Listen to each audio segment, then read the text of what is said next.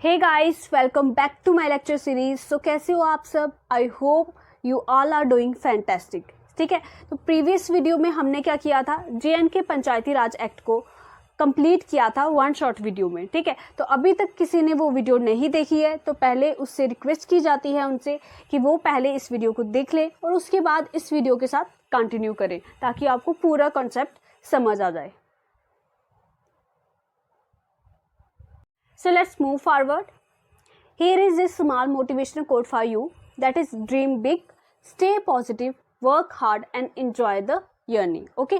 तो सबसे पहले आपने क्या करना है, बड़ा सोचना है। ठीक है, जब आप बड़ा सोचोगे तो एक्शंस भी कैसे लोगे, बड़े एक्शंस लोगे, और जब आप एक्शंस बड़े लोगे तो आपके रिजल्ट भी क्या होंगे, बड़े होंगे। ठीक है, तो इस तरह से आपने बड़ा सोचना है, बड़े एक्शंस लेने हैं और लास्ट में आपको एंड में आपको रिजल्ट भी बड़ा मिलेगा। ठीक है, तो एक दिन में नहीं होगा, इसलिए पॉजिटिव रहना है, अपने पर विश्वास करना है कि एक ना एक दिन आप अपने बड़े सपने अचीव कर लोगे और उसके लिए आपने हार्डवर्क करते रहना है। ठीक है, तो जितने प्रयास उस ड्रीम को पाने के लिए चाहिए उतने आपने लगातार कंसिस्टेंटली करते रहना है और ये सब करते हुए एंजॉय करना बिल्कुल नहीं भूलना है। ठीक है, जो भी आप काम कर रहे हैं उसमें एंजॉयमेंट ढूंढिए। ठीक है, उसमें ही आप उसको इतने मज़े से कीजिए कि आपको वो बर्डन लगे ही नहीं। ठीक है, तो चलिए स्टार्ट करते हैं।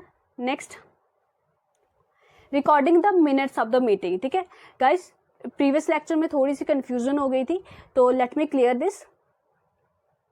ठीक है, तो मैंने आपको बोला था कि जो चैप्टर 1 है हमारा, ठीक है, चैप्टर 1 है और वहाँ पे सेक्शन 3, ठीक है, क्लॉज हमारा C था जिसमें हमने हल्का मजलिस के बारे में बात की थी, उनकी मीटिंग के बारे में बात की थी कि उनकी मीटिंग को जो है कंडक्ट, उनकी मीटिंग के जो रिकॉर्ड्स हैं, ठीक है, वो कोड रिकॉर्ड करता है, दैट इज़ पंचायत सेक्रेटरी।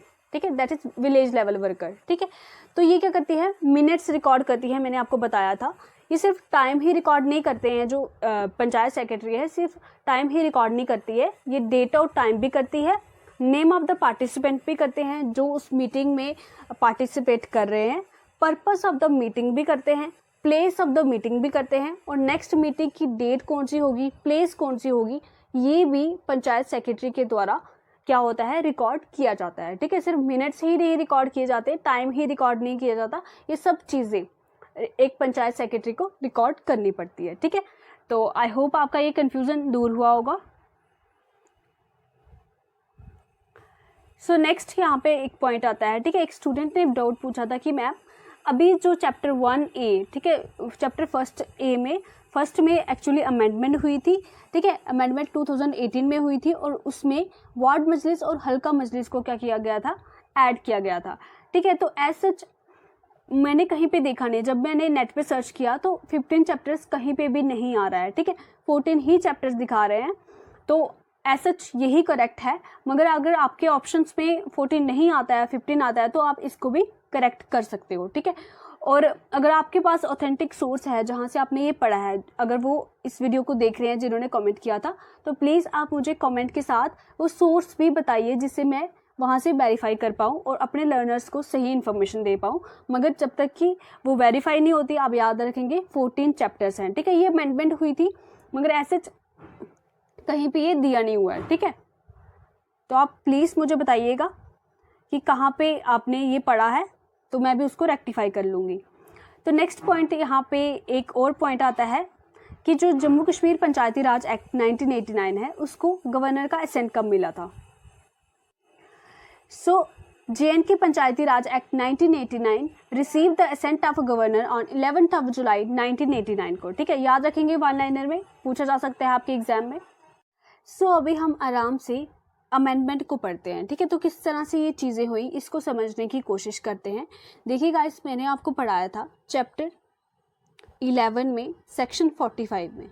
ठीक है, सेक्शन 45 में क्या था, डिस्ट्रिक्ट प्लानिंग डेवलपमेंट बोर्ड था। ठीक है, ये वाली बॉडी थी वहाँ पे। तो इस बॉडी में क्या होती थी, जो इसके मेंबर्स थे वो कौन होते थे, बताइए आप सब मुझे। तो इसके जो मेंबर्स थे डिस्ट्रिक्ट प्लानिंग डेवलपमेंट बोर्ड के, वो सारे के सारे जो जितने भी ब्लॉक्स के चेयरपर्सन है ना, तो वो सारे इसके मेंबर्स होते थे। मेंबर ऑफ द पार्लियामेंट होता था, MLA होता था, और जो चेयरपर्सन होते हैं टाउन एरिया कमेटी के, ठीक है, तो ये सब इसके मेंबर्स होते थे। ठीक है, और ये सब इनकी कोई भी इलेक्शंस नहीं होती थी। ठीक है। तो ये डायरेक्टली सिलेक्टेड कैंडिडेट होते थे, इनकी कोई भी इलेक्शंस नहीं होती थी, ठीक है। मगर अब इस अमेंडमेंट के दौरान जो अमित शाह लेके आए थे, तो इसमें डिस्ट्रिक्ट प्लानिंग डेवलपमेंट बोर्ड को ही बेसिकली मॉडिफाई किया गया, जहाँ आप बोल सकते हो इसको रीनेम किया गया और उसकी थोड़ी सी जो प्रॉपर्टीज़ हैं बदली गई और डिस्ट्रिक्ट डेवलपमेंट काउंसिल लाया गया, ठीक है। तो डिस्ट्रिक्ट डेवलपमेंट काउंसिल के अब जो मेंबर्स हैं ना, वो कौन होंगे? इलेक्टेड मेंबर्स होंगे, मतलब इनको चुनने के लिए अब वोटिंग होगी पर्टिकुलर तरीके से। तो बेसिकली क्यों इसके लिए वोटिंग होगी, क्यों ऐसा किया गया? तो जब एब्रोगेशन ऑफ द आर्टिकल 370 हुआ, ठीक है, तो जो हमारी सेंट्रल गवर्नमेंट है उस पर प्रेशराइज पड़ने लगा, ठीक है। जो इंटरनेशनल ऑर्गेनाइजेशन है, जो बाहर की कंट्रीज़ है, वो भी उसको प्रेशराइज करने लगी कि आपने जो जम्मू कश्मीर के लोगों की बात है वो आप सुन ही नहीं रहे हो, वो क्या चाहते हैं, ठीक है। अपनी मर्ज़ी से आप एब्रोगेशन कर रहे हो और उनका पार्टिसिपेशन ही नहीं है, ठीक है। तो कौन सी आपकी डेमोक्रेसी चल रही है, ठीक है। तो पीपल का पार्टिसिपेशन बढ़ाने के लिए बेसिकली DDC को इंट्रोड्यूस किया गया कि अब जो इसके मेंबर्स होंगे ना, वो इलेक्ट होके आएंगे, ठीक है। उनके लिए पर्टिकुलर वोटिंग होगी, जैसे DPDB में होता था वैसे अभी नहीं होगा, ठीक है। तो पढ़ लेते हैं एक बार इसको। तो अमित शाह जी ने ये 17 अक्टूबर 2020 को इंट्रोड्यूस किया था।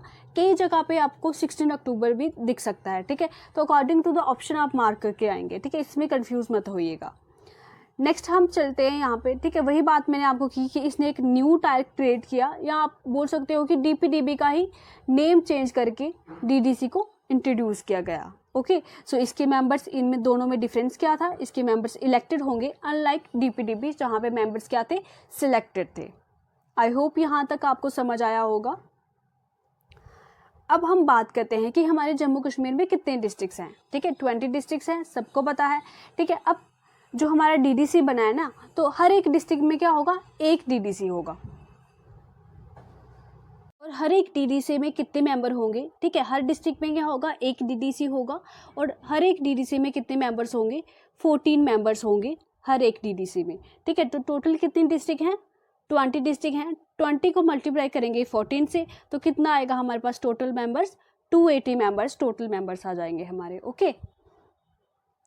अब जो हमारी 280 सीट्स हैं, ठीक है, तो जिनके ऊपर इलेक्शंस होगी, उनमें से जो 2 सीट्स हैं ना, वो आज़ाद कश्मीर के लिए, दैट इज़ पाकिस्तान ऑक्युपाइड जो एरिया है, ठीक है, POK जिसको हम बोलते हैं, उसके लिए 2 सीट्स रिजर्व रहेंगी। बाकी की रेस्ट ऑफ द JNK के लिए रिजर्व रहेंगी, ओके।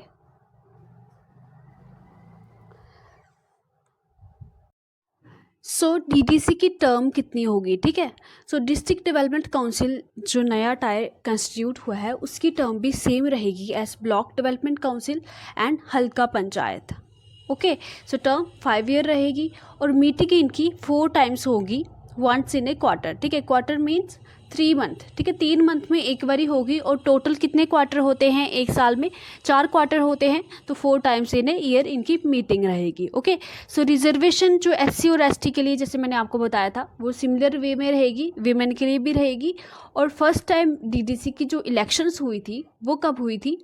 ये इंपॉर्टेंट हो जाता है, पूछा जा सकता है, बिकॉज फर्स्ट टाइम हुई थी तो 28 नवंबर से 19 दिसंबर 2020 तक हुई थी, ओके। सो अगर थोड़ी सी ट्रिक की बात हम यहाँ पे करते हैं, तो देखिए 28 है यहाँ पे, अगर 2 से हम 1 माइनस करेंगे तो 1 आ जाएगा, ठीक है। 2 से -1 करेंगे तो 1 आ जाएगा, और 8 में +1 करेंगे तो 9 आ जाएगा, ठीक है। तो 28 नवंबर से 19 दिसंबर 2020 तक 8 फेजेस में DDC की इलेक्शन होती है। नेक्स्ट हम बात करते हैं जो DDC की इलेक्शन है उसका रिजल्ट क्या आता है, ओके। सो एक अलायंस बनी थी हमारी, दैट इज़ PAGD, जिसको हम डिस्कस करेंगे नेक्स्ट, ठीक है। तो इनकी टोटल सीट्स कितनी थी? 110 सीट्स थी, ठीक है। और BJP की 75 सीट्स जो थी उन्होंने जीत ली थी, और PAGD ने सबसे ज़्यादा सीट्स जीती थी, दैट इज़ 110, ठीक है। तो इनमें फर्दर क्या हुआ, जो इनका जो अलायंस थी ना, अलायंस क्या होती है? बेसिकली बहुत सारी जो जम्मू कश्मीर की पार्टीज़ थी, तो वो मतलब इकट्ठी होगी, उन्होंने बोला कि हम चुनाव इकट्ठे होके लड़ेंगे, ठीक है। तो अपनी पार्टीज़ को मर्जर एक टाइप का यहाँ पे हुआ। तो उनमें से जो एक पार्टी थी, उन्होंने 19 जनवरी 2021 में क्या किया? इस अलायंस को छोड़ दिया, और इनकी जो 8 सीट्स थी, अब क्या हुए? 110 में से 8 सीट्स को माइनस कर दिया गया, ठीक है। तो 102 सीट्स बच गई। अब PAGD के पास टोटल सीट्स कितनी बच गई? 102 सीट्स बच गई। नेक्स्ट हम बात करते हैं PAGD है क्या। Okay, so PAGD stand for people alliance for Gupkar declaration. ठीक है, तो अब आप बोलोगे कि ये गुपकार डिक्लेरेशन क्या है। ठीक है, तो गुपकार बेसिकली क्या है, एक हिल है। ठीक है, एक हिल है, तो उस जिसको हम क्या बोलते हैं, गोपादारी भी बोलते हैं या गोपा भी बोलते हैं। ठीक है, तो ये एक हिल है श्रीनगर में। तो इसी हिल के फुट पे क्या है, जो फॉर्मर हमारे CM थे फारूक अब्दुल्ला जी। ठीक है, फारूक अब्दुल्ला जी, उनका क्या था वहाँ पे रेजिडेंस है। ठीक है, उनका घर है वहाँ पे, तो इसलिए इस जो अलायंस का नाम है उस पे रखा गया गुपकार डिक्लेरेशन। बिकॉज ये जो मीटिंग हुई थी ना, ये सारी जो पार्टीज़ मिली थी, ठीक है, जो पार्टीज़ मिली थी इस अलायंस के लिए, वो कहाँ पे मिली थी, फारूक अब्दुल्ला जी के घर पे मिली थी, इसलिए इसका नाम गुपकार डिक्लेरेशन रखा गया। ओके, क्लियर हुआ। गुपकार क्या है, एक हिल है श्रीनगर में। ठीक है, वहीं पे क्या है, फारूक अब्दुल्ला जी का घर है। ठीक है, वहाँ पे जब एब्रोगेशन होने वाला था आर्टिकल 370 का, 35A का, तो इन सब जो JNK के लीडर्स थे, इनको न्यूज़ आई कि ऐसा कुछ होने वाला है। इनको ये न्यूज़ थी कि कश्मीर अलग होने वाला है, जम्मू अलग होने वाला है और लद्दाख अलग होने वाला है। ठीक है, तो इसी चीज़ को रोकने के लिए, आर्टिकल 370 को डिफेंड करने के लिए, 35A को डिफेंड करने के लिए ये सारी पार्टीज़ अलायंस बनाती हैं, एक समझौता करती हैं कि हम जो है इस चीज़ को रोकेंगे। तो कहाँ पे मिलती हैं ये, फारूक अब्दुल्ला जी के रेजिडेंस पे मिलती हैं। तो उस जो मीटिंग है उसको नाम दिया जाता है गुपकार डिक्लेरेशन का। ठीक है, तो गुपकार डिक्लेरेशन टोटल कितनी हुई है, 2 हुई हैं। ये हम डिस्कस करेंगे 1 बाय 1। ओके, सो सबसे पहले यहाँ पे देख लेते हैं हम कि जो people alliance for Gupkar declaration, ठीक है, ये जो अलायंस बनी थी, इसके चेयरपर्सन कौन थे, इसके चेयरपर्सन थे फारूक अब्दुल्ला जी और वाइस चेयरपर्सन थी महबूबा मुफ्ती। ठीक है, इंपॉर्टेंट हो जाता है आपके एग्जाम पॉइंट ऑफ व्यू से। नेक्स्ट हम बात करते हैं कि जो ये अलायंस बनी, इसमें टोटल कितनी पार्टीज थी। ठीक है, तो इसमें 7 पार्टीज थी इनिशियली, मगर 17 नवंबर 2020 को जो हमारी इंडियन नेशनल कांग्रेस है वो इस अलायंस को छोड़ देती है, बोलते हैं कि हम इसमें पार्टिसिपेट नहीं करेंगे।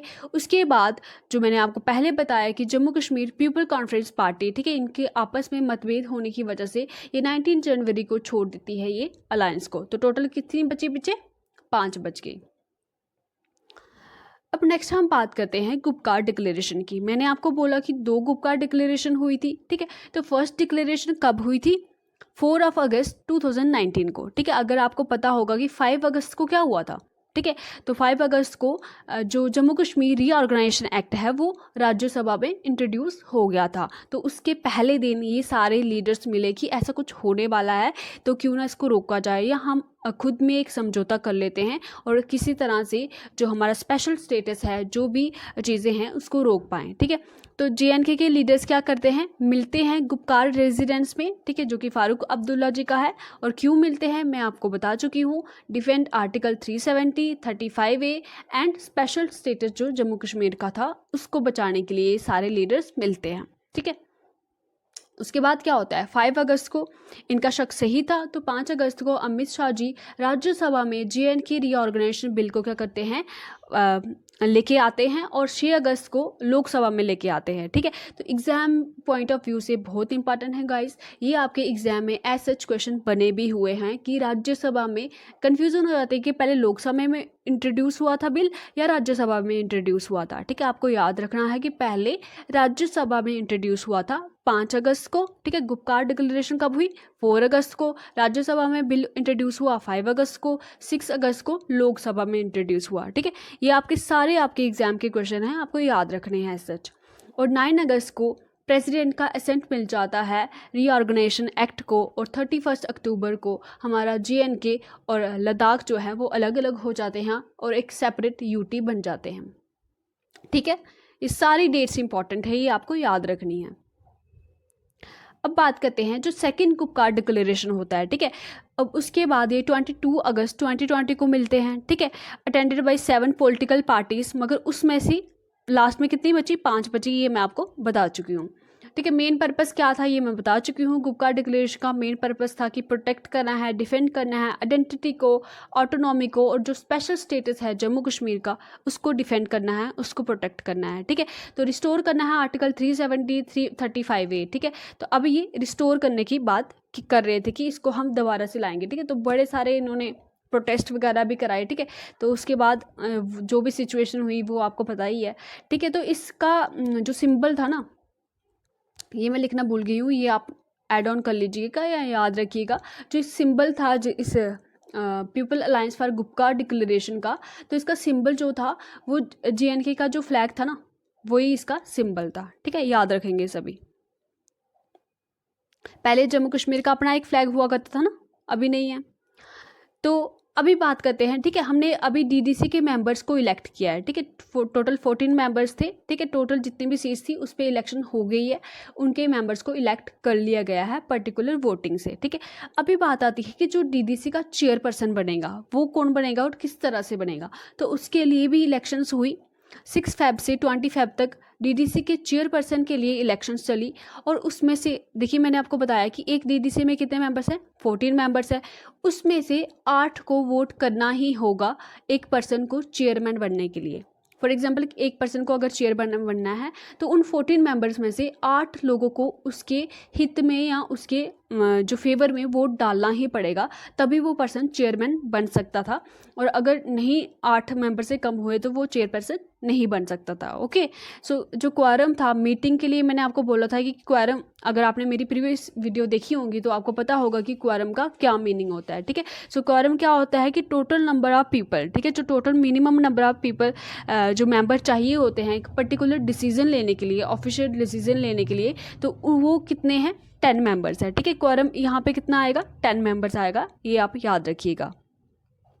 अब यहाँ पे बात आती है DPC की। DPC क्या है, बेसिकली डिस्ट्रिक्ट प्लानिंग कमेटी है, ठीक है। अब DDC को भी मैनेज करने के लिए एक कमेटी बनाई गई, that is district planning committee, ठीक है, जिसके चेयरमैन कौन रहेंगे, मेंबर ऑफ द पार्लियामेंट रहेंगे, ठीक है। और जो दूसरे मेंबर्स हैं डिस्ट्रिक्ट प्लानिंग कमेटी में वो कौन से होंगे, दैट इज MLA होंगे, chairman of the municipal committee होंगे, चेयरमैन ऑफ द जो DDC के चेयरमैन है ना वो भी इसके मेंबर होंगे। याद रखेंगे कौन कौन है, MLA है, ठीक है। MP जो है इनका चेयरपर्सन है, चेयरमैन है डिस्ट्रिक्ट प्लानिंग कमेटी का, याद रखिएगा, DDC का नहीं बोल रही हूँ, डिस्ट्रिक्ट प्लानिंग कमेटी का चेयरपर्सन MP है। और अदर मेंबर्स आ जाएंगे MLA, chairman of the municipal committee, chairman of DDC, okay. So अगर ये सारे लोग अपसेंट हो गए तो कौन हेड करेगा TPC को, तो ये हम देखेंगे कि अगर ये MP, MLA या चेयरपर्सन अपसेंट होंगे तो उस केस में DC जो डिस्ट्रिक्ट का है वो हेड करेगा DPC को, ठीक है। याद रखेंगे सभी। और ईच DDC में, ठीक है, हर एक DDC में 5 स्टैंडिंग कमेटी होगी अलग अलग काम के लिए, ठीक है। वो कौन सी होंगी, that is finance, development, public work, health and education, welfare के लिए ये 5 कमेटीज बनाई जाएंगी हर एक DDC में। नेक्स्ट बात करते हैं फंक्शन ऑफ द DDC, ठीक है। फंक्शन क्या रहेगा DDC का, एज सच इनका जो फंक्शन है ना वो like district planning development board की तरह ही है, ठीक है। तो क्या करना है, इम्प्लीमेंट करना है schemes of the government of India, make and approve district plans, ठीक है। डिस्ट्रिक्ट लेवल पे जो भी प्लान बनेंगे उनको अप्रूव करने का, उनको बनाने का काम किसका है, डिस्ट्रिक्ट डेवलपमेंट काउंसिल का है, ठीक है। जो लोअर लेवल है दैट इज़ ब्लॉक लेवल है, विलेज लेवल है, उसके वर्क को भी रिव्यू करने का काम किसका है, DDC का है। और जो रिपोर्ट्स आएंगी ना उनके वर्क की जो भी रिपोर्ट्स आएंगी तो उनको DPC को सबमिट करने का काम भी किसका है, DDC का है। और एक्सपेंडिचर वगैरह रेवेन्यू जो भी सारे वर्क हैं वो डिस्ट्रिक्ट लेवल पे कौन करेगा, DDC करेगा, ठीक है। सो गाइस ये थी आज की वीडियो, ठीक है। ज़्यादा लंबी नहीं है, छोटी ही है, ठीक है। तो जिनको लंबी वीडियो से प्रॉब्लम होती है उनके लिए छोटी सी वीडियो है। तो नेक्स्ट लेक्चर में हम करेंगे प्रीवियस ईयर आस्क जितने भी MCQ हैं इसके रिलेटेड उनको हम कवर करेंगे, और जो भी इंपॉर्टेंट क्वेश्चन होंगे उनको मैं यहाँ पे लेके आऊँगी, ठीक है। तो अगली वीडियो को देखना ना भूलें, और जिसने भी अभी तक JNK पंचायती राज एक्ट की वीडियो नहीं देखी है सो पहले वो देखें, फिर उसके बाद ये देखें, और उसके बाद MCQ की वीडियो देखिए, ठीक है। तो बाकी अब खुश रहिए, खुशियाँ बांटते रहिए और अपना बेस्ट देते रहिए। Bye bye guys.